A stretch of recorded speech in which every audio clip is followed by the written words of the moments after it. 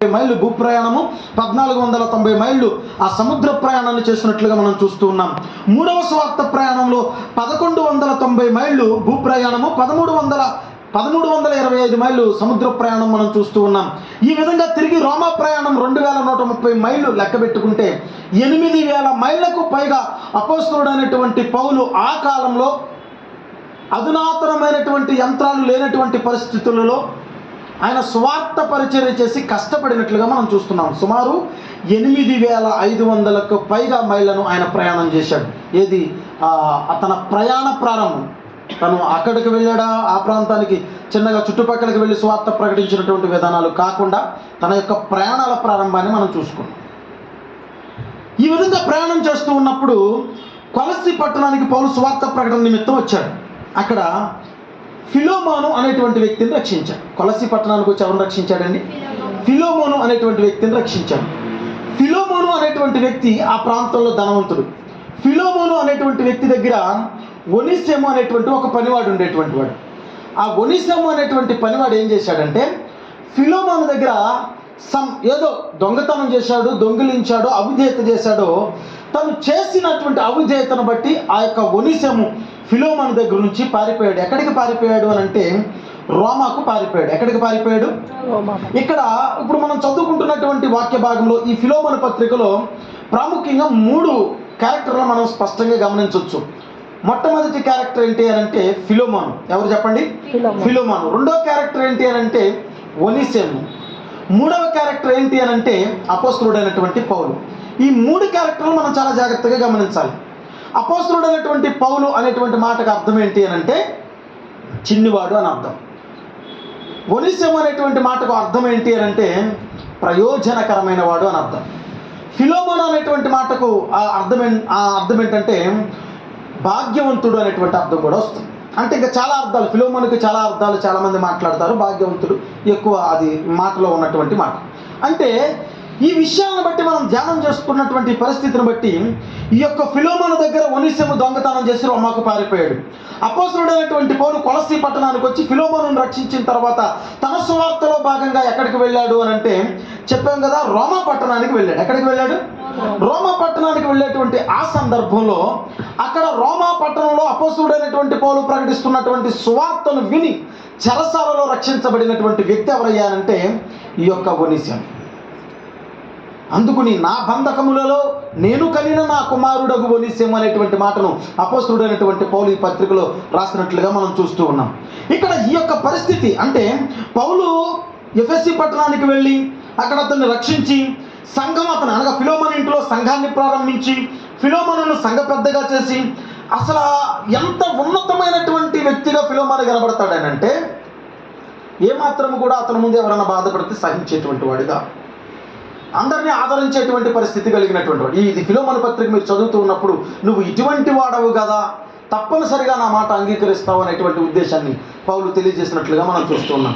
ఆ యొక్క ఫిలోమోను యొక్క ఉద్దేశాలు, ఫిలోమోను యొక్క స్వభావాలను అక్కడ ప్రత్యక్షపరచబడినట్లుగా మనం అక్కడ చూస్తున్నాం. ఇక్కడ దాసుడైనటువంటి ఒనిసెము ఏం చేశాడు?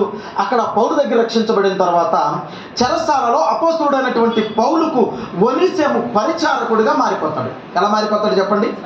పరిచారకుడిగా మారిపోతాడు. చూడండి, ఇది చక్కని దేవుని ప్రణాళిక కింద కనబడుతుంది. అపోస్తలుడైనటువంటి పౌలు సువార్త పరిచర్యలో భాగంగా కొలస్సీ పట్టణం రావడం ఏంటి, అక్కడ ఫిలోమోనును రక్షించడం ఏంటి, ఫిలోమోను దగ్గర ఒక పనివాడు ఫిలోమోనును మోసం చేసి రోమాకు పారిపోవడం ఏంటి, అపోస్తలుడైనటువంటి పౌలు తన ప్రయాణంలో భాగంగా రోమా సువార్త ప్రకటించడానికి వెళ్ళడం ఏంటి, అక్కడ చెరసాలలో ఆ యొక్క అపోస్తలుడైనటువంటి పౌలు వేయబడినప్పుడు ఒనిసెమును చెరసాలలో రక్షించి మరలా నేను చెరసాలలో ఉన్నాను కదా, నాకు ఇన్ని రోజులు సహవాసంగా ఉన్నావు, ఇన్ని రోజులు నాకు పరిచర్య చేశావు, ఉన్నతమైనటువంటి వ్యక్తివి, నువ్వు తిరిగి ఎక్కడికి వెళ్ళాలి అంటే ఫిలోమోను దగ్గరికి వెళ్ళిపో ఒనిసెము అని చెప్పేసి ఒనిసెమును ఫిలోమోను దగ్గరికి పంపిస్తూ ఉన్నాడు. ఇది అక్కడ జరిగినటువంటి మాట. పంపిస్తూ ఒక లెటర్ రాసి, ఎందుకంటే ఆ కాలంలో ఫోన్లు లేవు కదా, ఏం రాశాడు? ఒక లెటర్ రాసి ఈ లెటరు ఫిలోమోనుకి ఇస్తే నిన్నేమి అనడు అనేటువంటి ఉద్దేశాన్ని చెప్పాడు. ఆ ఉద్దేశాన్ని బట్టి ఆ లెటర్ తీసుకెళ్ళి అతడు ఏం చేశాడంటే ఫిలోమోనుకి ఇచ్చాడు. ఆ రాయబడినటువంటి లేఖే ఇప్పుడు మనం చదువుతున్నటువంటి ఫిలోమోను పత్రిక. కాబట్టి కాబట్టి ఇక్కడ ఏం మనం తెలుసుకోబోతున్నాము అనేటువంటి ఉద్దేశాన్ని గమనించినట్లయితే, ఇక్కడ అపోస్తలుడైనటువంటి పౌలు ఎవరికి సాదృశ్యంగా ఉన్నాడు అని అంటే యేసుక్రీస్తు ప్రభువుకి సాదృశ్యంగా ఉన్నాడు. ఈ ఒనిసెము అనేటువంటి వాడు దేనికి సాదృశ్యంగా ఉన్నాడంటే తప్పిపోయినటువంటి పాపికి సాదృశ్యంగా ఉన్నాడు. ఈ ఫిలోమోను అనేటువంటి వ్యక్తి కొన్ని పరిస్థితులను బట్టి దేనికి సాదృశ్యంగా ఉన్నాడంటే తండ్రి అయినటువంటి దేవునికి సాదృశ్య అలంకార రూపకంగా మనకి కనబడుతూ ఉన్నాడు. ఏమంటున్నాడు అనేటువంటి ఉద్దేశాన్ని మనం గమనించినట్లయితే ఈ యొక్క పత్రిక చాలా ఉన్నతమైనది. అపోస్తలుడైనటువంటి పౌలు రాసినటువంటి లేఖలలో అతి చిన్న పత్రిక ఈ యొక్క ఫిలోమోను పత్రిక. ఇది బైబిల్ గ్రంథంలో 57వ పుస్తకంగా, ఒకే ఒక అధ్యాయం కలిగినటువంటి పుస్తకంగా, కేవలం 25 వచనాలు కలిగినటువంటి పుస్తకంగా ఇది మనకి కనబడుతుంది. ఇది క్రీస్తు శకం 62వ సంవత్సరంలో రాయబడింది. ఇది పౌలు రాసినటువంటి పత్రికలలో అతి చిన్న పత్రిక అయినప్పటికీ కూడా అతి గూఢార్థములు కలిగినటువంటి పత్రిక. ఈ పత్రికలో నిజంగా ఈ యొక్క భూమిపై దేవుని మానవుని పట్ల దేవుని యొక్క గొప్ప ప్రణాళిక తెలియచేయబడింది. ఏ విధమైనటువంటి సందేహం లేదు. ఆదాము దగ్గర ఏ విషయాన్ని బట్టి, ఆదాము దేవుని దగ్గర ఏ విషయాన్ని బట్టి తప్పిపోయి ఏదెను తోట నుంచి వెలివేయబడ్డాడో, ఇప్పుడు మరలా దేవుని దగ్గరికి ఆదాము వెళ్ళడానికి ఏ విధమైనటువంటి ఆటంకాలు ఉన్నాయో, దేవుడు ఏం సరిచేసి మరలా దేవునితో మనకు ఆ బంధాన్ని ఏర్పాటు చేశాడు అనేటువంటి మాట సాదృశ్య అలంకార రూపకంగా స్పష్టంగా తెలియజేయబడినటువంటి పత్రిక ఇది. ఈ పత్రిక చదువుతున్నప్పుడు చాలా ఆశ్చర్యమని అనిపించింది. ఏంటి అని అంటే ఇక్కడ మనం చూస్తున్నటువంటి అనగా ఇక్కడ ఒనిసెము ఫిలోమోను అనేటువంటి మాటకు భాగ్యవంతుడు లేకపోతే ప్రేమించేవాడు ఇట్లా అనేకమైనటువంటి అర్థాలు ఉన్నాయి. ఇక్కడ ఒనిసెము అనేటువంటి మాటకు మనం ఏమని చూసాము, ఇందాక మనం ప్రయోజనకరమైన వాడు అని చూసాము. పౌలు అనేటువంటి మాటకు చిన్నవాడు అనేటువంటి అర్థాన్ని కూడా మనం చూస్తున్నాము. ఈ పత్రికలో మనం చాలా జాగ్రత్తగా గమనించినట్లయితే ఒక మాట ఉంటుంది. అదేంటి అని అంటే 1వ అధ్యాయం 11వ వచనం, ఇతడు మునుపు నీకును నాకును నిష్ప్రయోజనకరమైన వాడు, ఇప్పుడు నీకును నాకును ప్రయోజనకరమైన వాడు. ఇది ఎవరి గురించి మాట్లాడుతున్నటువంటి మాట? ఒనిసెమును గురించి అపోస్తలుడైనటువంటి పౌలు రికమెండేషన్ చేస్తున్నటువంటి మాట. నిజానికి ఆ రోమా ప్రభుత్వ కాలంలో ఎవరైనా ఒక దొంగతనాన్ని చేస్తే, దొంగతనాన్ని చాలా భయంకరమైనటువంటి పాపంగా పరిగణిస్తారు వాళ్ళు. దొంగతనం చేస్తే ఏం చేసేవారు అని అంటే కాళ్ళు చేతులు తీసేసేటువంటి వారు. కొన్ని సందర్భాల్లో దొంగతనానికి శిక్ష ఏంటంటే తీసుకెళ్ళినటువంటి వస్తువును బట్టి అతనికి ఉరి శిక్ష విధించేటువంటి వారు, అతనికి ప్రాణాలను తీసేసేటువంటి పరిస్థితులు మనం చూస్తూ ఉన్నాం. కానీ ఇప్పుడు ఎవరు వెళ్తూ ఉన్నారు? పౌలు మాటను బట్టి ఒక పత్రికను తీసుకుని ఒనిసెము అనేటువంటి వ్యక్తి తిరిగి అంగీకరించబడడం కోసం తండ్రి అయినటువంటి దేవుని దగ్గరికి అనగా ఫిలోమోను దగ్గరికి వెళ్తూ ఉన్నాడు. ఎవరిని బట్టి వెళ్తూ ఉన్నాడు? ఒనిసెముగా వెళితే ఎవడరా నువ్వు ఎందుకు దొంగతనం చేసేవారు అని పేకట్టుకునే పరిస్థితి ఉంటుంది. కానీ ఇక్కడ ఒనిసెము స్వచ్ఛందంగా వెళ్ళడం లేదు. ఏమని తీసుకుని వెళ్తున్నాడంటే ఇదిగో యేసుక్రీస్తుని తీసుకుని వెళ్తున్నాడు. క్రీస్తు మాటను పట్టుకుని వెళ్తున్నాడు. అంటే క్రీస్తు మాట అంటే ఈరోజు సాదృశ్యంగా మీతో మాట్లాడుతున్నా, నువ్వు వ్యక్తిగతంగా దేవుని దగ్గరికి వెళ్ళడానికి లేదు. దేవుడు పరిశుద్ధుడు, తేజోమయుడు, కోటి సూర్యుల తేజస్సుతో ప్రకాశించువాడు. ఆయన సమీపింపరాని వాడిగా ఉన్నాడు. ఆయన మహిమాన్వితుడు, మహోన్నతుడు. ఎవ్వరు కూడా ఆయన సమీపించలేరు. అంత గొప్ప ఉన్నతమైన స్థితిలో ఉన్నటువంటి దేవుని దగ్గరికి ఇప్పుడు ఎవరయ్యా వెళ్ళేది అంటే మానవుడు వెళ్ళాలి. కానీ ఆ ద్వారాలు మూసుకుపోయి ఆదాము గెంటి వేయబడ్డాడు. అడ్డంగా ఖడ్గజ్వాలను దేవుడు ఏర్పాటు చేశాడు. ద్వారాలు మూసుకుపోయి ఇప్పుడు వెళ్ళడానికి లేదు. ఒకనొక సందర్భంలో మనుషులు ఇష్టపడతారు. మోషే నువ్వు కాదు, నీకు బదులుగా మేము వెళ్తాం, నీవేనా దేవుడితో మాట్లాడేది, మేము కూడా మాట్లాడతామని ఇశ్రాయేలీయుల సర్వ సమాజం అంతా దేవునితో మాట్లాడే ప్రయత్నం చేసినప్పుడు దేవుని యొక్క మాట శబ్దాన్ని వినలేక ఇశ్రాయేలీయులందరూ బొంబేలెత్తిపోయినట్లుగా మనకు అక్కడ కనబడతా ఉంది. మోషే నువ్వే మాట్లాడు, మేము ఆయన శబ్దాన్ని వినలేము, ఆయన స్వరము వినలేము, ఆయన స్వరూపము చూడలేము, మేము చచ్చిపోతామని మోషేని బ్రతిమలాడి మరలా మోషేని మధ్యవర్తిగా పెట్టుకున్నటువంటి ఆ సందర్భం మనం చూస్తాం. మనిషి దేవుని దగ్గరికి వెళ్ళలేనటువంటి స్థితి, మనిషి దేవునితో సహవాసం చేయలేనటువంటి పరిస్థితి, మనిషి దేవునితో పరిపూర్ణమైన అనుబంధం లేనటువంటి స్థితిలో మానవుడు ఉండిపోయినప్పుడు ఒక వ్యక్తి వచ్చాడు భూమి మీద నీకు దేవునికి మధ్య సంధి చేయడానికి. నేనున్నా కదా అంటున్నాడు. నీకు నువ్వుగా తండ్రి నేను ఇది అడుగుతున్నానంటే ఎవడురా నువ్వు అని అంటాడు తండ్రి అయినటువంటిది. ఎవడురా నువ్వు అడగడానికి? ఎందుకంటే ఏనాడు నువ్వు మోసం చేశావు, ఏనాడు నాకు అనుకూలంగా జీవించాలా, నువ్వు చేసిన పాపాన్ని బట్టి ధర్మశాస్త్రాన్ని బట్టి నువ్వు చావవలసినటువంటి వాడిగా ఉన్నావు, కానీ ఏ మాత్రము క్షమాపణకు అర్హుడైనటువంటి వాడిగా లేవు అని నిన్ను శిక్షకు అప్పగించేటువంటి పరిస్థితి. కానీ ఇప్పుడు ఆ మనిషి దేనిని పట్టుకుని వెళ్తూ ఉన్నాడంటే యేసు నామమున అడుగుతున్నాము తండ్రి. దేవునికి స్తోత్రం చెప్పండి. నువ్వు అడగడానికి లేదు, క్రీస్తు నామాన్ని అడగడానికి నీకుంది. నీ స్వచ్ఛందంగా వెళ్ళి మాట్లాడడానికి లేదు. యేసు నామాన స్వస్థత, యేసు నామాన విమోచన, క్రీస్తు రక్తం మాత్రమే నీ పాపం నుంచి నీకు విడుదల పొందించగలదు. యేసు ద్వారా మాత్రమే నువ్వు దేవుని యొద్దకు చేరగలవు. ఒకే ఒక్క మధ్యలో ఒక వ్యక్తి వచ్చినటువంటి విధానాన్ని బట్టి నువ్వు తండ్రికి అంగీకారయోగ్యంగా అంచబడ్డావు. అందుకని ప్రతి సందర్భంలోనూ కూడా ఏం చేయబడ్డావు అంటే దేవునితో సంధి చేయబడ్డావు అనేటువంటి విషయాన్ని మనం మర్చిపోకూడదు. తండ్రి అని చేయందిస్తే ఆయన చేయి తీసుకోడు. యేసుక్రీస్తుని చేయి పట్టుకున్నాడు, ఒక చేతితో తండ్రి చేయి పట్టుకున్నాడు. తండ్రి చేతికి నీ చేతిని కలిపి దేవునికి నీకు సంధి చేశాడు ఆయన. దేవునికి స్తోత్రం చెప్పండి. ఏం చేశాడు చెప్పండి? సంధి చేశాడు, సమాధానం కలుగు చేశాడు. తండ్రి ఇతన్ని అంగీకరించాల్సినటువంటి పరిస్థితి, ఇదిగో అతనికి రావాల్సిన శిక్ష ఏదైనా ఉంటే అది నేను అనుభవిస్తున్నా, అతను ఏదైనా కట్టవలసి వస్తే నేను కడుతున్నా, అతను ఏదైనా నీకు రుణం ఉన్నాయడలా అది నా పైన వెయ్యి అనేటువంటి మాటలు యేసుక్రీస్తు ప్రభు వారు మాట్లాడినట్టుగా మనం చూస్తున్నాం. అందుకని మనం అనుభవించాల్సినటువంటి శ్రమ, మనం అనుభవించాల్సినటువంటి దుఃఖం, మనం అనుభవించాల్సినటువంటి వేదన, మనం అనుభవించాల్సినటువంటి శ్రమ అంతా క్రీస్తు తన శరీరం మీద అనుభవించేశాడు. 5,800కు పైగా ఉన్నటువంటి భయంకరమైనటువంటి ఆ శరీరం, గాయాలు ఉన్నటువంటి ఆ శరీరం ఛిద్రం చేయబడింది. ఆయన ఏం చేయబడ్డాడు? నీ కొరకు నా కొరకు బలిగా అర్పించబడ్డాడు. నీకు నువ్వుగా వెళ్ళడానికి లేదు, నీకు నువ్వుగా ప్రార్థించడానికి లేదు, నీకు నువ్వుగా వెళ్ళి ఇదిగో నేను స్వతహాగా నేను సాధిస్తానని చెప్పడానికి లేదు. నువ్వు ఆ బంధాన్ని కోల్పోయావు. క్రీస్తు అనేటువంటి వ్యక్తి మధ్యవర్తత్వం చేసి నిన్ను దేవునితో సమాధానపరిచాడు. కాబట్టి దేవుని పిల్లలారా, ఇక్కడ మనం చూసినట్లయితే ఫిలోమోనుకు ఒనిసేమును అంగీకరించమని అపోస్తలుడైనటువంటి పౌలు లెటర్ రాస్తూ ఉన్నాడు. ఇతనిని బట్టి అయితే ఇతడు అంగీకరించబడ్డానికి యోగ్యుడు కాదు, ఇతడు మరణానికి యోగ్యుడు, ఇతడు శిక్షకు యోగ్యుడు, ఇతడు పాపము చేశాడు, ఇతడు పారిపోయాడు, పనివాడు పారిపోయాడు, దొంగతనం చేశాడు. కాబట్టి దేవుని పిల్లలారా, మనమంతా సమాజం నుంచి దేవుని యొద్ద నుండి పారిపోయినటువంటి వాళ్ళం, గెట్టివేయబడినటువంటి వాళ్ళం, వెలివేయబడినటువంటి వాళ్ళం. కానీ క్రీస్తు ప్రేమలో, క్రీస్తు రక్తంలో, క్రీస్తు శ్రమలో, క్రీస్తు విమోచనలో మనమంతా ఎన్నుకోబడినటువంటి వాడు, మనమంతా విమోచించబడినటువంటి వాడు. కాబట్టి ఇక్కడ ఏమని ఒనిసేమును సంబోధిస్తున్నాడు అనేటువంటి విషయాన్ని నేను ఆలోచన చేసినప్పుడు నాకు చాలా ఆశ్చర్యం అనిపించింది. తండ్రికి కుమారుడు ఇంత ప్రాధేయపడ్డా అంటే సమస్తం బైబిల్ గ్రంథంలోంచి నేను తీసుకొని, కానీ ఒక్క ఫిలోమోను పత్రిక నుంచే ఒనిసేమును ఏ విధంగా రికమెండేషన్ చేశాడు అనేటువంటి విషయాన్ని ఆలోచన చేస్తే చూడండి, 8వ వచనం 10వ వచనం మనం చూసినట్లయితే ఇతడు నా కుమారుడు వంటి వాడు అని అంటున్నాడు. ఏమంటున్నాడు చెప్పండి? ఇక్కడ నుంచి ఇతన్ని నువ్వు పాత వ్యక్తిగా ట్రీట్ చేయడానికి లేదు, ఇతడు నా కొడుకు లాంటి వాడు, ఇతడు నా కొడుకు అయితే నువ్వు ఎట్లా ట్రీట్ చేస్తావో తండ్రి ఫిలోమోను నా కొడుకే వస్తే కనుక నువ్వు ఏ విధంగా వాడికి విలువిస్తావో అతనికి ఆ విధంగా విలువాల్సినటువంటి పరిస్థితి. అతడు ఇదివరకు దొంగే, ఇదివరకు దోచుకునివాడే, ఇదివరకు ఇటువంటి వాడే, ఇప్పుడు అతడు సిలువ రక్తము చేత కడగబడ్డాడు, ఇప్పుడు అతడు స్వార్థ చేత రక్షించబడ్డాడు, ఇప్పుడు అతడు విమోచించబడ్డాడు, ఇప్పుడు అతనికి అడ్డంగా నేను నిలబడ్డాను, ఆ శ్రమ నా మీద వేయి, ఆ యొక్క సంతోషం ఏముంటే అతనికి ఇవ్వు అనేటువంటి విధంగా ఆ యొక్క ఫిలోమోనుకి ఒనిసేమును గురించి అపోస్తలుడైనటువంటి పౌలు లెటర్ రాస్తూ ఉన్నాడు.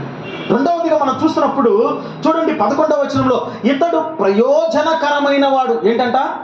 ఇది వరకు నీకైతే ఉపయోగం లేనటువంటి వ్యక్తి ఇతడు ఎవరికీ ఉపయోగం లేదు, దొంగగా కనబడుతున్నాడు, బుద్ధి చెడిపోయింది, మాట చెడిపోయింది, ఆలోచనలు చెడిపోయాయి, తలంపు చెడిపోయాయి, ఉద్దేశాలు చెడిపోయాయి, దేవునికి ఆయాసకరమైన విషయాలే జీవితం నిండా పెట్టుకున్నాడు. కానీ ఇప్పుడు అతడు అటువంటి వాడు కాదు, ఇప్పుడు నీకును నాకును ప్రయోజనకరమైన వాడిగా ఇతడు ఉన్నాడు, ఇతడిని అంగీకరించు, ఇకపై ఇతడు నా కొడుకు లాంటి వాడు అనేటువంటి ఉద్దేశాన్ని అపోస్తలుడైనటువంటి పౌలు ఒనిసేమును రికమెండేషన్ చేస్తూ ఇది నా స్వహస్తములతో రాయిచున్నాను అంటాడు. దేవుని స్తోత్రం చెప్పండి.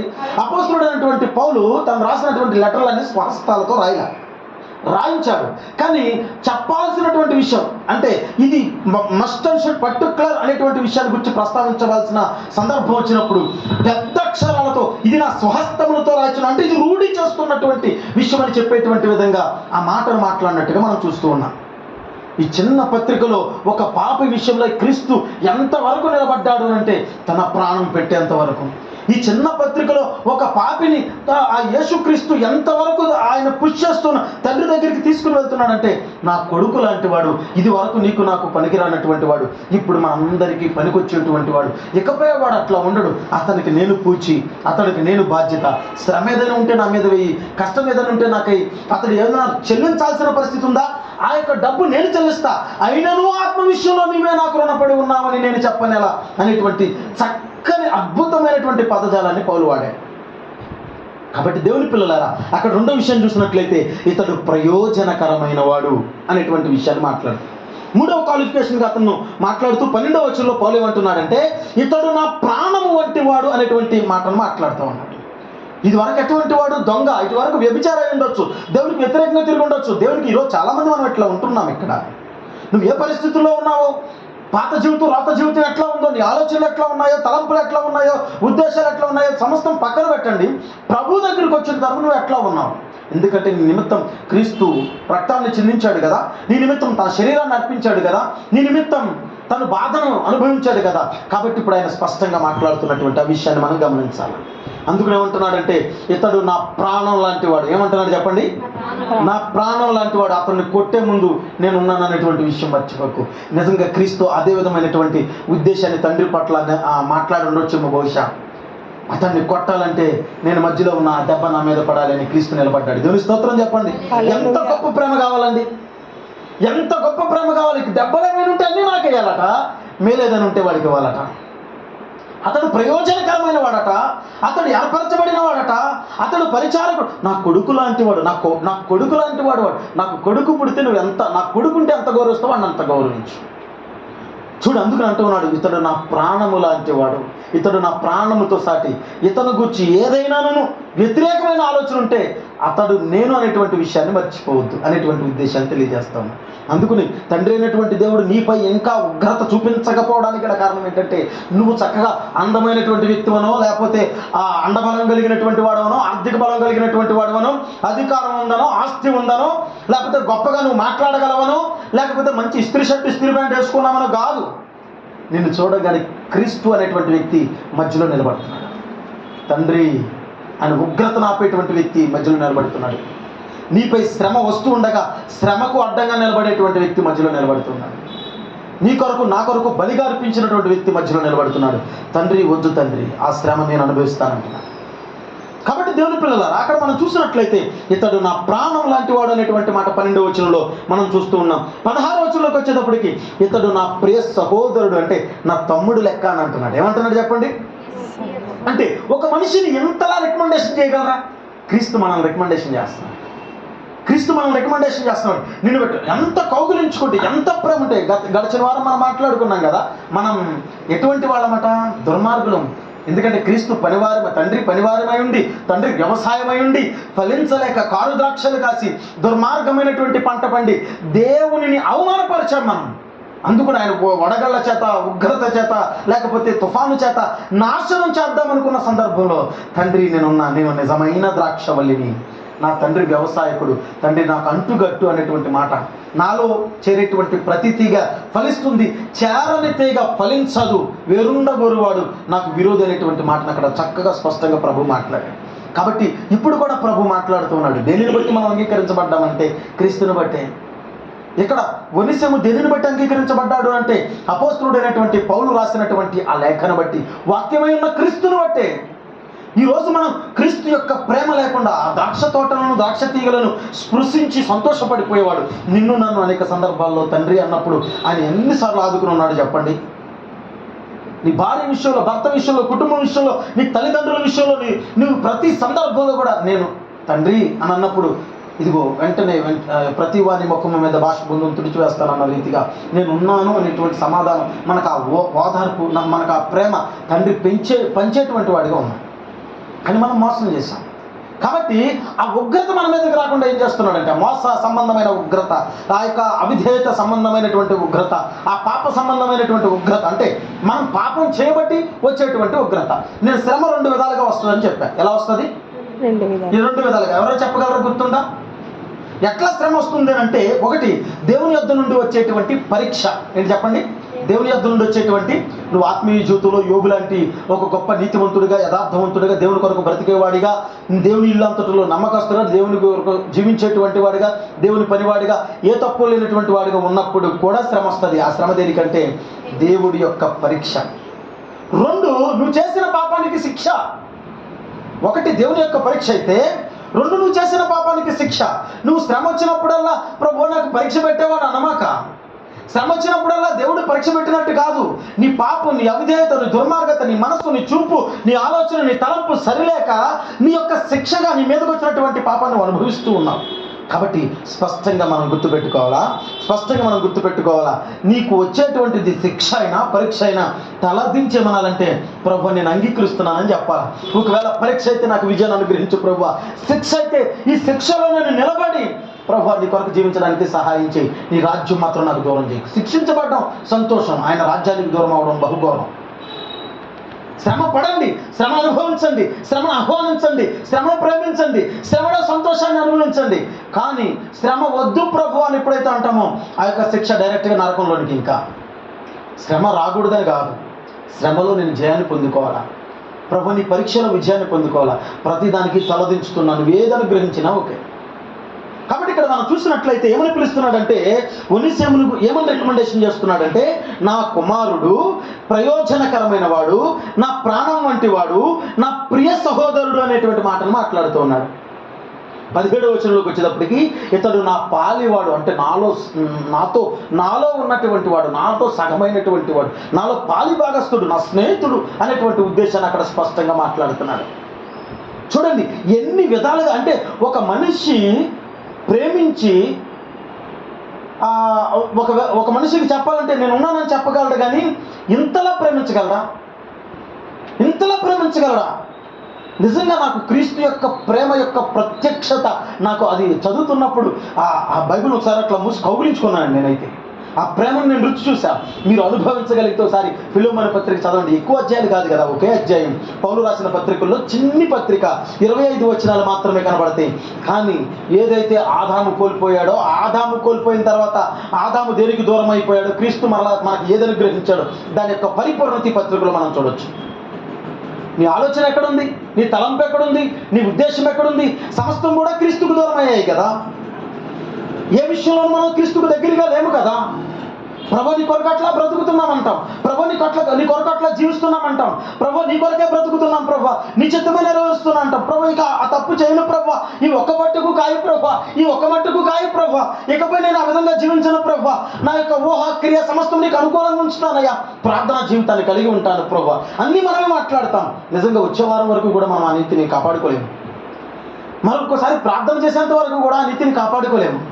కాబట్టి ఈరోజు ప్రభు స్పష్టంగా నీ యొక్క విషయాన్ని బట్టి, నీ యొక్క క్రియలను బట్టి అయితే నువ్వు ఏం చెందాల్సినటువంటి వాడవు అని అంటే నరకానికి పోవాల్సినటువంటి వాడవు. కానీ ఆ యొక్క అపోస్తలుడైనటువంటి పౌలు రాసిన లెటర్, అంటే యేసుక్రీస్తు రక్తం ద్వారా నువ్వు దేన్ని చేయబడ్డావు అని అంటే అంగీకరించబడ్డావు. దేవునికి స్తోత్రం చెప్పండి. హల్లెలూయా, హల్లెలూయా. మనమంతా అంగీకరించబడ్డాం. ఎక్కడి నుంచి అంగీకరించబడ్డావు? నువ్వు పాపంలో ఉన్నప్పుడు పాపం నుంచి అంగీకరించబడ్డావు. పాపం చేసినప్పటికీ దాన్ని క్షమించి ప్రభు అంగీకరించాడు, ఇకపై పాపం చేయడానికి లేదు. నువ్వు మతం నుంచి అంగీకరించబడ్డావు.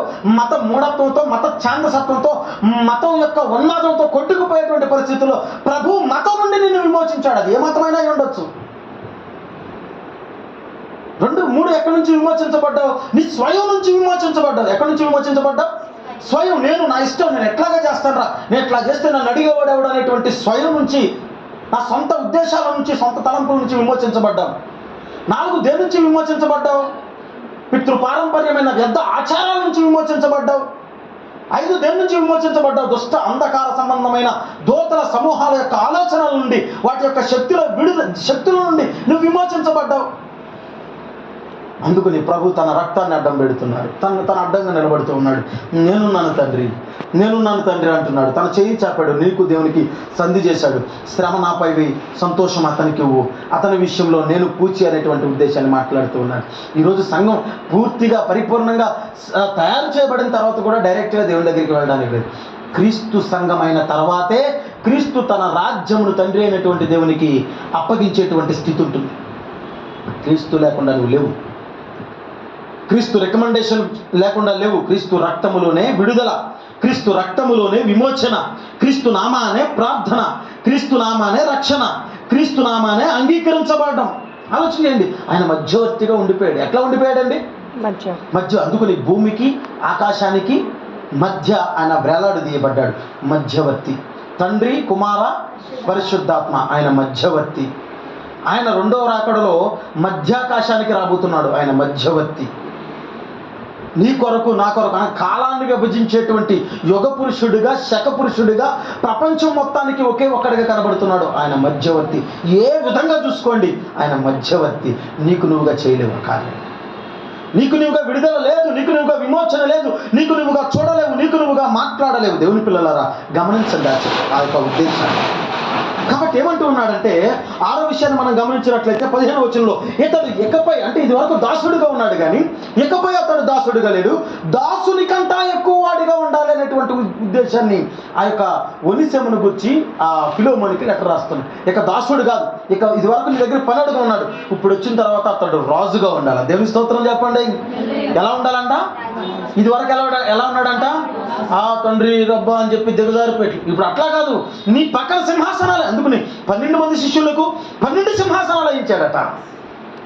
శిష్యులకు మాత్రమే కాదు, నీకు నాకు కూడా ఉంది. దేవుని స్తోత్రం చెప్పండి.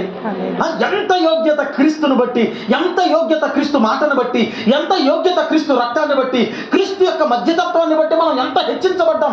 కేవలం పాపాన్ని జయించామా? కేవలం లోకాన్ని జయించామా? నరకాన్ని జయించామా? నరక పాశాలను జయించామా? అంధకారాన్ని జయించామా? సాతాను శక్తులను జయించామా? సమస్తాన్ని జయించాం. దేనిని బట్టి? ఒక్క క్రీస్తుని బట్టి, ఆయన మధ్యతత్వాన్ని బట్టి, ఆయన మధ్యతత్వంలో మూర్తీభవించిన విధానాన్ని బట్టి మనం ఇది జయించడానికి అవకాశం. కాబట్టి దేవుని పిల్లలారా, అక్కడ ఒనిసెము ఇప్పుడు ఎట్లా ఉన్నాడు అనంటే కుమారుడిగా ఉన్నాడు. ఒనిసెము ఎట్లా ఉన్నాడు అనంటే ప్రయోజనకరమైన వాడిగా ఉన్నాడు. ఒనిసెము ఎట్లా ఉన్నాడు? పౌలుకి ప్రాణం లాంటి వాడయ్యాడు. ఒనిసెము ఎట్లా ఉన్నాడు? పౌలుకి తమ్ముడు లాంటి వాడయ్యాడు. ఒనిసెము ఎట్లా ఉన్నాడు? నా పాలివాడు అని అంటున్నాడు. ఒనిసెము ఎట్లా ఉన్నాడు? ఇక దాసుడు కాదు, అతడు దాసుని కంటా ఎక్కువ వాడు. ఇదిగో రాజుగా ఉండాలి, అంటే యోగ్యమైన వాడిగా ఉండాలి. అతన్ని దాసునిగా చూడొద్దు, అతని దాసుడు అని నువ్వు ఎప్పటికి కూడా అనుకోవద్దు. అతడు నీకు ఏదైనా చెల్లించవలెనా, అది నా పక్షాన రాసుకో. అతని లెక్క నేను చెల్లించాలని అంటున్నాడు. ఆ 25 వచనాల్లో ఎంత చక్కని సారాంశం ఉందండి. నేను చెల్లిస్తా, నేను మాట్లాడతా, నేనున్నా, అయినా నువ్వే నాకు బాకీ ఉన్నావని నేను చెప్పేటువంటి పరిస్థితి నీకు చెప్పాల్సిన అవసరం లేదని అనుకుంటా. ఆత్మ విషయంలో నీవే బాకీ ఉన్నావు, నీ కొరకే కదా ఎక్కడికి వచ్చాను, నేను రక్షించాను కదా. ఎంత చక్కని విశ్లేషణ అండి. దేవుని పిల్లలారా, ఈరోజు మీ ఆలోచన ఎట్లా ఉంది? మీ ఆలోచన ఎట్లా ఉంది? క్రీస్తు నిన్ను విమోచించిన తర్వాత కూడా దాస్యత్వం చేస్తే అది మన కర్మ, అది క్రీస్తు చేయడానికి లేదు. ఆయన నిన్ను విమోచించాడు, విడుదల ప్రకటించాడు. ఇక నువ్వు పాపం చేయడానికి లేదు. నువ్వు చెందాల్సింది కేవలం ఒకటే, పశ్చాత్తాపము అనేటువంటి ఒకే ఒక ఉద్దేశాన్ని మీకు ఇచ్చాడు. మారు మనస్సు అనేటువంటి ఒకే ఒక ఉద్దేశాన్ని మీకు ఇచ్చాడు. ఇది ఎవరు పొందలేరు అని అంటే సాతాను పొందలేరు. ఎప్పుడన్నా సాతాను పశ్చాత్తాపడ్డా బైబిల్లో? ఎప్పుడన్నా మారు మనసు పొందాడా? సాతాను గారు మాటలు చెప్తాడు, వాక్యం చెప్తాడు. ఏం చెప్తాడు చెప్పండి? సాతాను గారు ఏం చెప్తాడు చెప్పండమ్మా? వాక్యం చెప్తాడు. యేసుక్రీస్తు వాక్యం చెప్పడానికి వచ్చాడు, సర్వోన్నతుడైన దేవుని కుమారుడు. సాతాను గారు ప్రార్థన చేస్తాడు, ఎందుకంటే సర్వోన్నతుడైన దేవుని కుమారుడు నాతో నీకేమి, మమ్మల్ని నా పందుల మందలోనికి పోనిమంటే యేసుక్రీస్తు వద్దరం లేదు కదా. ఓకే పొమ్మనగా అనేటువంటి అంగీకరించాడు. వాడి ప్రార్థన కూడా అంగీకరించాడు. ఆయన ఎంత కృపమయుడండి, అంగీకరించాడు. కాబట్టి ఎందుకని చెప్తున్నానంటే, సాతాను ప్రార్థన చేస్తున్నాడు, సాతాను వాక్యాన్ని చేస్తున్నాడు. అసలు సాతాను మొట్టమొదటి పని ఆరాధన చేయడు. వాడు ఆరాధన చేస్తున్నాడు. సాతానుకి అన్ని లక్షణాలు, నువ్వు చేసే ప్రతి పని సాతాను కూడా చేస్తాడు. ఏం చేయలేడు అని అంటే, నీకు సాతానుకు ఉన్నటువంటి ఒకే ఒక వ్యత్యాసం ఏంటంటే మారు మనస్సు. అంతే, ఎనఫ్. నువ్వు మారు మనస్సు పొందగలవు, అందుకని క్రీస్తు నీపై సహనాన్ని కలిగి ఉన్నాడు. నువ్వు మారు మనస్సు పొందగలవు, అందుకని తండ్రి నీపై సహనాన్ని కలిగి ఉన్నాడు. నువ్వు మారు మనస్సు పొందగలవు, అందుకని పరిశుద్ధాత్ముడు ఈ రోజు నీ హృదయంలో ఇప్పుడు వాక్యం వింటున్నప్పుడు నీ హృదయాన్ని కఠినపరుచుకోవద్దని నిన్ను ప్రేరేపిస్తున్నాడు. ఒప్పుకోమంటున్నాడు, కప్పుకోవద్దంటున్నాడు, నిలబడు అంటున్నాడు, పడిపోవద్దంటున్నాడు, నువ్వు దేవుని కొరకు పని చేయాలంటున్నాడు, నువ్వు ఒక స్థాయిలో ఉండాలని పరిశుద్ధాత్ముడు ప్రేరేపిస్తున్నాడు. అయినప్పటికీ కఠినాన్ని చేసుకోవద్దు హృదయాన్ని. దేవుని పిల్లలారా, ఆయన క్రీస్తు యొక్క ప్రేమ పరిపూర్ణత. దేవుడు లోకాన్ని ఎంతో ప్రేమించాడు. కాగా ఎలా ప్రేమించాడు, తన ప్రేమ ఎలా వ్యక్తపరిచాడు అని అంటే, కాగా తన అద్వితీయ కుమారుని యందు విశ్వసించు ప్రతివాడు నిత్య జీవము పొందునట్లు. ఎవడైతే క్రీస్తు దగ్గరికి వస్తాడు, క్రీస్తు దగ్గరికి లేకుండా విశ్వాసం లేదు, క్రీస్తు దగ్గరికి రాకుండా నిరీక్షణ లేదు, క్రీస్తు దగ్గరికి లేకుండా ప్రేమ యొక్క పరిపూర్ణత, మూర్తీభవత్వం లేదు. చూడండి, తండ్రి ప్రేమమయుడు. భూమి లేనప్పుడు ఆయన ప్రేమమయుడు కదా. మరి ఆ ప్రేమ ఎలా తెలుస్తుంది? మనుషులు ఉన్నారు కాబట్టి, దేవుడు ప్రేమిస్తున్నాడు కాబట్టి, ఈరోజు మంచి ఫలాలు ఇచ్చాడు కాబట్టి దేవుడు ప్రేమమయుడు అని అనుకుందాం. మరి సృష్టి లేనప్పుడు దేవుడు ప్రేమమయుడు కదా. తన ప్రేమ యొక్క పరిపూర్ణత కుమారునిపై ఉంచాడు. దేవుని స్తోత్రం చెప్పండి. హల్లెలూయా. అందుకని ఆయన ప్రేమామయుడు అని అంటే ఆయన యొక్క గుణాలలో ఒక పరిపూర్ణమైనటువంటి గుణం అది క్రీస్తులో చూపించాడు. క్రీస్తును బట్టి నీ మీద చూపించాడు ఆ ప్రేమ. కాబట్టి నువ్వు నశించిపోవడానికి లేదు, నువ్వు పాపంలో పడిపోవడానికి లేదు. నువ్వు పారిపోయావా? నువ్వు దేవుని దగ్గర నుంచి పారిపోయావా? దేవుని ఆలోచనల నుంచి పారిపోయావా? దేవుని తలంపుల నుంచి పారిపోయావా? దేవుని ఉద్దేశం నుంచి పారిపోయావా? నువ్వు ఎక్కడో ఇది వరకు ప్రార్థన చేసావానండి బాగా, ఇది వరకు వాక్యం చదివేవాడినండి బాగా, ఇది వరకు దేవుని దగ్గరికి వచ్చేవాడినండి బాగా, ఇది వరకు మందిరంలో పాలిభాగత్వాన్ని కలిగి ఉండేవాడినండి బాగా. ఇప్పుడు ఆ పరిపూర్ణత లేదండి, ఇప్పుడు ఆ మనస్సు లేదండి, ఇప్పుడు ఆ ప్రార్థన లేదండి, ఇప్పుడు ఆ ఉద్దేశం లేదండి. ఎక్కడికి వెళ్ళిపోయావా? ఆత్మీయ జీవితంలో దిగజారిపోయావా? ఈ రోజు క్రీస్తు రక్తాన్ని బట్టి మరలా నువ్వు అంగీకరించబడడానికి అవకాశం ఉంది. యేసు క్రీస్తు నీకు ఆహ్వానాన్ని తెలియజేస్తున్నాడు. యేసు రక్తంలో నువ్వు అంగీకరించబడుదువు గాక. ఆమె చెప్పండి ఒకసారి ఘనంగా. హల్లెలూయా. కొంచెం గట్టిగా చెప్పండి. హల్లెలూయా. క్రీస్తు రక్తంలో మనమంతా అంగీకరించబడుదుము గాక. హల్లెలూయా చెప్పండి. కాబట్టి దేవుని పిల్లలారా, బాధపడద్దు. ఆయన ప్రేమ మన కొరకు ఎదురు చూస్తుంది. ఆయన స్వభావం మన కొరకు ఎదురు చూస్తుంది. ఆయన యొక్క పరిపూర్ణత మన కొరకు ఎదురు చూస్తుంది. ఎందుకండి భూమిని సృష్టించడం, ఆయన భూమిని సృష్టించడం, చెట్లను సృష్టించడం, ఫలాలు ఇవ్వడం, ఆకాశ పక్షులు ఎందుకు, జంతువులు ఎందుకు, ఆ సూర్యచంద్ర నక్షత్రాలు దేనికి, ఈ మహావిశ్వం దేనికి, పాలపంత దేనికి అనంటే ఈ భూమిపై పుట్టినటువంటి నీ కోసం. సమస్త సృష్టి ఎందుకు? నీ కొరకు మాత్రమే. అన్నిటికంటే చిన్నోడు నువ్వు. ఎవరికంటే చిన్నోడివి? అందరికి. ఎందుకనంటే ముందు గాలిని సృష్టించిన తర్వాత దేవుడు మనిషిని చేశాడు, ముందు భూమిని సృష్టించిన తర్వాత దేవుడు మనిషిని చేశాడు, ముందు ప్రకృతిని సృష్టించిన తర్వాత దేవుడు మనిషిని చేశాడు. కారణం ఏంటంటే తర్వాత నీకు లేదు అనేటువంటిది ఏది ఉండకూడదు. అందుకని ఈరోజు భూమిలో తవ్వుకుంటా పోతే ఖనిజాలు బయటకు వస్తున్నాయి, బంగారం బయటకు వస్తుంది, వజ్రాలు బయటకు వస్తున్నాయి, రకరకాల అమూల్యమైనటువంటి విషయాలు బయటకు వస్తున్నాయి, పెట్రోల్ బయటకు వస్తుంది. ఈరోజు నువ్వు వాహనాలు తయారు చేస్తున్నావు, ఈరోజు వాహనాలు తయారు చేస్తావని దేవుడు ముందు పెట్రోల్ పెట్టాడు లోన. ఎంత గొప్ప ఉన్నతమైనటువంటి విషయం అండి. ఎంత ప్రేమ అండి. నువ్వు పాపం చేసి పడిపోతావని తన అనాది ప్రణాళికలో కుమారుని నిలబెట్టాడు ఆయన. నీ శాపమంతా, నీ పాపమంతా, నీ దుర్మార్గత అంతా ఆయన మీద వేసి ఆయనను పాపంగా మార్చాడు. దేవుని స్తోత్రం చెప్పండి. ఆయనను పాపంగా మార్చడం అంటే ఆ పాపపు శిక్ష అనుభవించినటువంటి వాడే. నిజానికి ఆయన పాపి కాదు. నా పాపాన్ని ఆయన అనుభవించిన దాన్ని బట్టి ఆయన పాపిగా శిక్ష అనుభవించాడు. పాపి కాదు, పాపిగా శిక్ష అనుభవించాడు. ఆయన దోషి కాదు, దోషిగా శిక్షను అనుభవించాడు. ఆయన శ్రమ పడడానికి కాదు, శ్రమ పడడానికి ఆయన రాలేదు. కానీ అయినప్పటికీ నీ కొరకు నా కొరకు శ్రమ పడడానికి ఆయన అప్పగించరు. ఆయన రెండు ప్రధానత్వాలు కనబడతాయండి. నిజంగా ఒక పరిపూర్ణమైనటువంటి మానవత్వం, ఒక పరిపూర్ణమైనటువంటి చెప్పండి చెల్లి దైవత్వం. ఏంటంట? పరిపూర్ణమైనటువంటి మానవత్వం, పరిపూర్ణమైనటువంటి దైవత్వం. చూడండి ఆయన ఎట్లాంటి వాడు. ఆయన దప్పికొనును అని మనం చూస్తాం. ఏంటంట? ఆయనకి దప్పికొన్నాడు. ఇంకో సందర్భంలో అంటాడు, నేను జీవజలమై ఉన్నాను అని అంటాడు. ఏమంటాడు చెప్పండి? ఆయన ఆకలి కొనును అని రాయబడింది బైబిల్ గ్రంథంలో. కానీ ఆయన 5,000 మందికి రొట్టెను ఆ చేప ముక్కను ఏం చేశాడంటే 5,000 మందికి పంచిపెట్టినట్లుగా మనం చూస్తాం. ఆయన జీవాహారమై ఉన్నాడు. ఆయన 30 వెండి నాణాలకు అమ్మివేయబడ్డాడట. ఏం చేశాడంట? 30 వెండి నాణాలకు అమ్మివేయబడి సమస్త సృష్టిని కొన్నాడంట ఆయన. దేవుని స్తోత్రం చెప్పండి. ఎంత ఆయనలో ఒక పరిపూర్ణమైన మానవత్వం కనబడుతుంది, పరిపూర్ణమైనటువంటి దైవత్వం. ఆయన 100కి 100 దేవుడిగా కనబడతా ఉన్నాడు. ఆయన శ్రమ పడ్డాడట. ఇదిగో శ్రమ పడేటువంటి వాడిని నీకు శ్రమ వచ్చేటట్లు చేయను అని అంటున్నాడు. ఆయన మాట్లాడుతున్నాడు. ఏమని మాట్లాడుతున్నాడు అని అంటే చక్కగా ఇంకొక మాట కూడా ఉంటుంది. ఆయన ప్రతి వాని ముఖము మీద బాష్ప బిందువును తుడిచివేయనట. ఆయనైతే కన్నీళ్లు గారుస్తున్నాడు. ఇది చూడండి, ఆయనలో పరిపూర్ణమైనటువంటి మానవ స్వభావం కనబడుతుంది. అట్ ఎ టైం పరిపూర్ణమైనటువంటి దైవ స్వభావం కనబడుతుంది. ఏ మాత్రము కాంప్రమైజ్ అవ్వలేదు అందులో మాత్రం. ఏడ్చేవాడిని కన్నీళ్ళు ఎలా త్రవగలడు అని అడుగుతున్నాడు ఒకడు. అమ్మివేయబడిన వాడు నిన్ను ఎట్లా కొనుక్కోగలడు అని అడుగుతున్నాడు. ఎక్కడ ప్రార్థించేవాడు అక్కడ నీ ప్రార్థన ఎలా వినగలడు అని అడుగుతున్నాడు. ఒక విషయం చెప్తాను వినండి.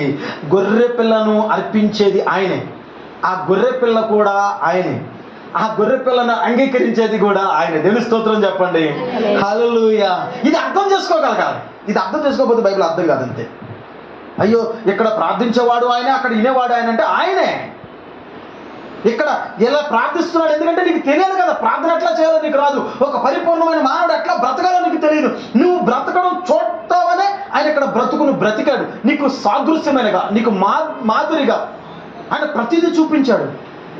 చూడండి, ఆయనలో ప్రతి స్వభావం కనబడద్దండి. ఒక తండ్రి కనబడతాడు, ఒక భర్త కనబడతాడు, ఒక అన్న కనబడతాడు, ఒక తమ్ముడు కనబడతాడు, ఒక కొడుకు కనబడతాడు, ఒక గురువు కనబడతాడు, ఒక శిష్యుడు కనబడతాడు, ఒక మధ్యవర్తి కనబడతాడు, ఒక సైనికుడు కనబడతాడు, దేవుని కొరకు పనిచేసేటువంటి ఒక పోరాట యోధుడు కనబడతాడు, ప్రపంచాన్ని జయించిన విజయశీలుడు కనబడతాడు.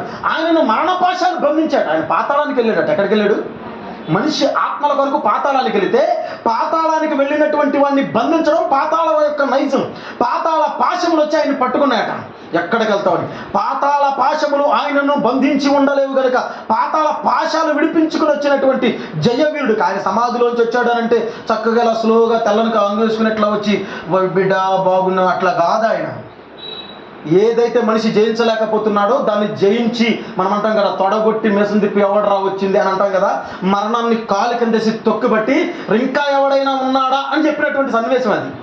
అంతేగాని సమాధిలోంచి వస్తుంటే ఇది సినిమాల్లో మనం చూసినట్టుగా ఇట్టా వస్తే ఆయన దీనుడిగా, ఇదిగో బిడ్డ నేను నీకు తోడై ఉన్నాను అట్లా కాదని. ఆయన రోషం కలిగి, భయపడకు, నేను నీకు తోడై ఉన్నాను, సదాకాలము నీతో ఉంటా, నీ దగ్గరికి వచ్చేవాడు లేడు. లోకం నిన్ను ఎదిరించింది కదా, లోకాన్ని నేను జయించా. పాపం నిన్ను ఎదిరించింది కదా, పాపం నిన్ను తొక్కుబట్టింది కదా, పాపాన్ని నేను తొక్కుబట్టా. సమాధి మనిషిని కప్పెట్టింది కదా, ఆ సమాధిని గెలిచి నేను వచ్చా. పాతాళం మనిషిని రానియ్యదు కదా, ఆ పాతాళ పాశములు విడిపించుకుని వచ్చా. నరక పాశాలు, నరక ద్వారాలు తీసేశాను నేను. అంత వీరత్వం ఉంది అందులో. కేవలం ఆయన ఏదో వచ్చి సమాధిలో 3 రోజులు అక్కడ గమ్ముగా అట్లా కూర్చుని తర్వాత సమాధి ఎవడో తెలిస్తే వచ్చినట్టు కాదని. అందులో వీరత్వం ఉంది, అందులో విజయం ఉంది, అందులో స్వరత్వం ఉంది. ఎవ్వడూ జయించలేనటువంటి విజయాన్ని ఆయన జయించినటువంటి రోషంతో మాట్లాడుతున్నటువంటి మాట ఆయన సమాధిలోంచి వచ్చిన తర్వాత. కాబట్టి దేవుని పిల్లలారా గమనించండి, అటువంటి మనిషి ఒక పాప నిమిత్తం ఎంత తగ్గాడు అంటే నీ కొరకు నా కొరకు ఎంత తగ్గాడు అనంటే, పరలోకంలో తండ్రితో సమానముగా ఉండుట ఎంచకూడని భాగ్యమని ఆయన ఎంచలేదు కానీ, అంటే తండ్రితో సమానంగా సింహాసనంగా తండ్రిలో భాగమై తండ్రి అయి ఉండుట ఆయన అది యోగ్యం ఎంచలేదు కానీ ఏమనుకున్నాడు అనంటే, నీ కొరకు నా కొరకు భూమి మీదకి దిగి రావడానికి యోగ్యత అనుకున్నాడు. దేవుని స్తోత్రం చెప్పండి. నీ కొరకు నా కొరకు ప్రాణాన్ని అర్పించడం ఇది ముఖ్యమని అనుకున్నాడు ఆయన. ఒక ఆయన అన్నాడు, ఆయన దిగి రావాల్సిన అవసరం ఉందండి అని అడిగాడు. ఏంటంట? 2 మాయమంత్రాలు జామ్ డీమ్ డుమేల్ డక్ అంటే ఇవి మనం చూస్తూ ఉంటాం కదా, మొత్తం జరిగిపోతాయి కదా, ఆయన చేయలేడా? కొంచెం సమయం తీసుకుని ఉండాల్సిందని అన్నాడంట. ఎవరు? ఒక వ్యక్తి, ఒక మంత్రి గారు అంటూ ఉన్నారు ఈ మాట. ఒక మంత్రి గారితో రాజుగారు అంటూ ఉన్నారు, యేసుబాబు అంటూ వచ్చాడంటే ఇక్కడ ఏదో చేశాడంటే, ఇది అంత అవసరమా? మంత్రాలు వేయచ్చు కదా, లేకపోతే ఎవరినన్నా పంపించవచ్చు కదా, దేవదూత ఆ పని చేయలేదా? దేవదూత విడుదల కలిగించలేదా? అట్లా చేయొచ్చు, ఏంటిది ఇది అని అన్నప్పుడు వెంటనే పక్కన నడుస్తున్నటువంటి ఆ రాజుగారి కుమారుని ఇట్లా చూశాడంట మంత్రి. ఏం చెప్పాడంట? ఇట్లా చూస్తే డామును పక్కన కొలంలో పడిపోయాడు. కొలంలో పడిపోతే రాజుగారికి కోపం వచ్చేసి, ఏమైంది నా బిడ్డ, డాడీ డాడీ డాడీ అన్న, తండ్రి నా సహాయం చేయాలంటుంటే వెంటనే ఎవరు లేరు చుట్టూ, వెంటనే దూకేశాడు. ఎక్కడికి? కొలంలోకి దూకేశాడు.